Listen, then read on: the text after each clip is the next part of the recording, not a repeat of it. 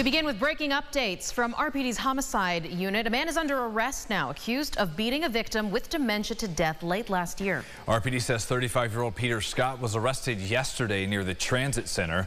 Police say back on December 27th, Scott punched and kicked 76-year-old Valerie Brentev over and over again at a home on Norton Street. Brentev died more than a month later at the hospital. Police say Scott had a relationship with someone who lives at that home on Norton Street. And when the deadly assault happened, they say the victim may have been on the porch of that house because he lives nearby, uses a walker, and could have been confused as to where he actually was. Scott is charged with manslaughter and was arraigned last night. A breaking situation that continues to unfold in Perryton, not far from Fairport High School.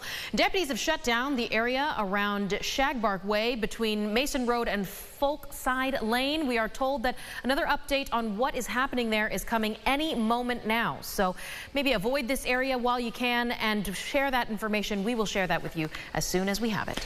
A horrifying story out of Washington, D.C. 2 staff members of Israel's embassy were shot dead outside of the Capitol Jewish Museum late last night.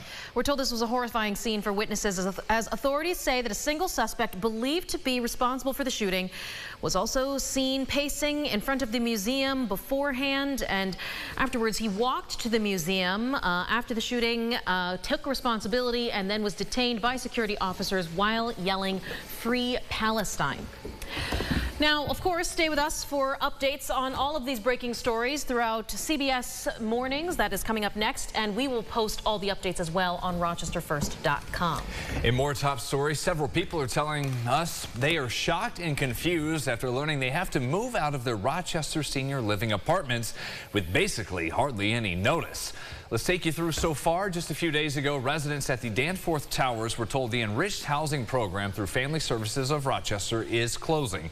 In a statement to News 8, the Housing Authority expressed frustration over everything happening, noting the agency is doing everything in its power to prevent this crisis.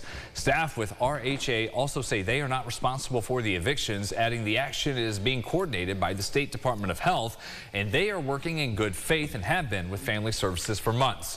The Housing Authority is trying to recover 6 figures worth of back rent supposed to be collected and delivered on behalf of these tenants. One of them, Gwen Kindig, tells News 8 she's been living at that apartment herself for nearly a decade. It's horrible. It's a horrible feeling to know, especially being an elderly person, that all of a sudden I've lost a lot of my stuff already. We had to throw a lot of stuff away. We had to give a lot of my stuff away. And I don't even know if I have a place to go to. The state DOH did cite health and safety risks to the residents at Hudson Ridge and Danforth Towers. The operator sought an emergency closure with plans to put residents in other facilities. The health department says it will do what it can to make sure the residents are moved to a safe and appropriate choice for their next home. New this morning, the House Rules Committee has signed off on President Trump's budget bill. The committee's vote was the last hurdle before that bill moves on to the full House for a vote. Speaker Mike Johnson and President Trump say they are hopeful the chamber will pass it, which is, of course, key to the president's agenda, and they hope to make that passage prior to Memorial Day weekend. Let's talk some playoff hockey and highlights now from Laval and Rochester. The Amerks are facing elimination in their quest to get the Calder Cup. Game 3 was last night in Quebec, and the Rocket came out hot, ready to take off. 15 seconds in, as you see right from the opening faceoff, the rebound would bounce out to the top of the circle. Luke Tuck through traffic puts the Amerks down 1. In the second period, Laval here trying again. Goaltender Devin Levi on it. Game would be 1-0 all the way to the third, less than 3 minutes in. Rochester finds some life, ties it at 1. The Amerks had to work all game to even the score, but they fall behind again a few minutes later. Florian Jack-Eye backhand over Levi's shoulder. After that, it was all Laval as they would tack on a couple of more. Amerks only allowed 5 shots in the third period. Rocket scored on 3 of those. Rochester drops game 3 4-1. They're down 2-1 in the best-of-5 series. They have to win tomorrow night for game 4 to force the deciding game 5. All games this weekend in Canada.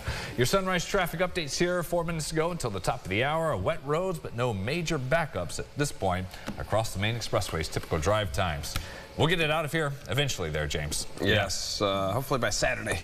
Maybe we might be able to get it out of here. We'll see. Yeah, tomorrow it just looks unpleasant. The number stuck in the 40s most of the day here. Yep, so rain yet today, tomorrow, and then scattered showers Saturday. Sunday's kind of up for grabs there. I'm seeing some models hint at that, sure, might even still be a lingering shower there, but you see a slow increase in temperatures. At least Memorial Day, probably the best of the weekend days. Oh, 5 days from now. Yeah, waiting for it. Thank you, James. That does it for us. Have a great day.